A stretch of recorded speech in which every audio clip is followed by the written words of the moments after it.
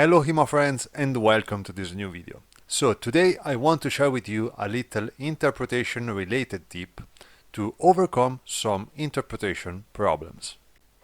More and more people in these days are starting their HEMA experience, and a good number of them do it by themselves, by working over original sources, which by the way is always a good thing to do, and interpreting them from the beginning. So if you are this kind of person, you should probably watch this video. Today we are going to learn how to avoid a little interpretive error, which is quite easy to commit as an inexperienced fencer. This issue is the absolutes issue. In many manuals it is possible to find some concepts which are presented as absolutes. Like you should always cut in this way, or you should always step in that way. And this can easily confuse the reader when, reading absolute after absolute, he tries to apply all of them together in every action and in every single interpretation, creating a little mess. So let's watch a direct example of this. Today we will take the MS Dresden C487, the Sigmund Ringek manual, as an example. By the way, the translation I am going to use right now is a work in progress, a new translation made by Keith Farrell, which kindly sent me to help me realize this video, so thank you Keith. Anyway, let's hear what Ringek explains us in his first lessons.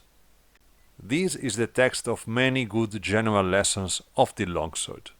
Observe that this is the first lesson of the longsword.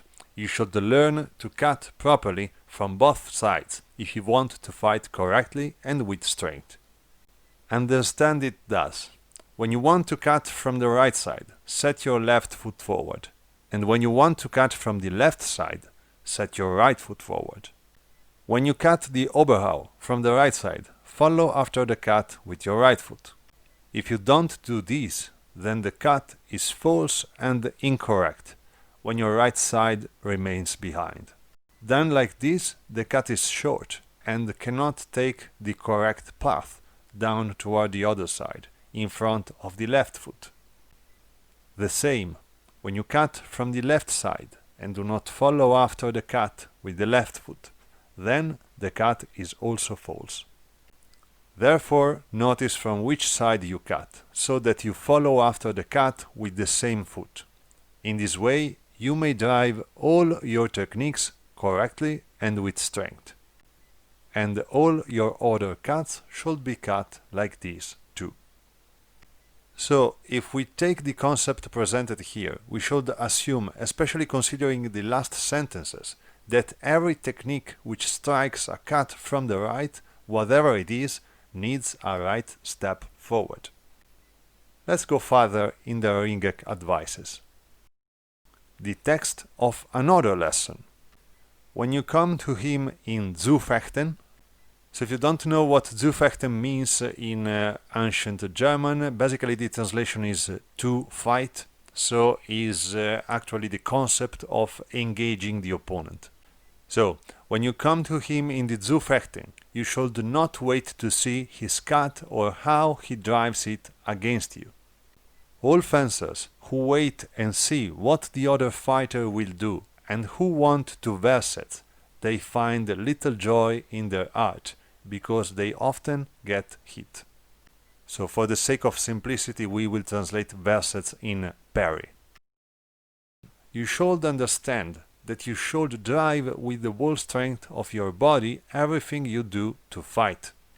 And when you cut to him, cut close to the head and to the body, so that he may not durchwechsel around your point. So the durchwechsel is the act of passing from one side to the other of the opponent's sword. Then there is this part which is not relevant to what we want to demonstrate in this video, but I will read it anyway. And with your cut in the unbinding of the swords, do not forget the zikr to the nearest opening, as will be described in the Fünf Hewen and other pieces hereafter. Generally speaking, is a partial introduction on the concept of initiative, with some practical advices on two topics. First, try to not wait for the opponent initiative in a passive way. Second, try to make things hard for the opponent when it comes to retake the initiative, which are both really important and reasonable advices. But especially at the beginning of one person's experience about fighting and reading sources, this advice, especially if added to the previous one confirming our absolutes issue, may end up being read as keep attacking, which generally speaking is not a great advice for most of the situation you end up facing in a fight. So now let's read the very first technique which Ringek describes us, the Zornau art. This is the Zornau with its pieces. Understand it thus: when he cuts at you down from his right side, then strike at Zornau with the long edge, in with strength from your right shoulder. If he is weak at the sword, shot in with the point long to the face. Thus threaten to stab him. So, surprise! The first action which Ringek presents us is a defensive action. The general interpretation of this, which we see here executed by Keith himself 2 years ago during one of our meetings, is basically a suppression cut which aims to claim the space by controlling the sword to shot the thrust forward toward the opponent's face.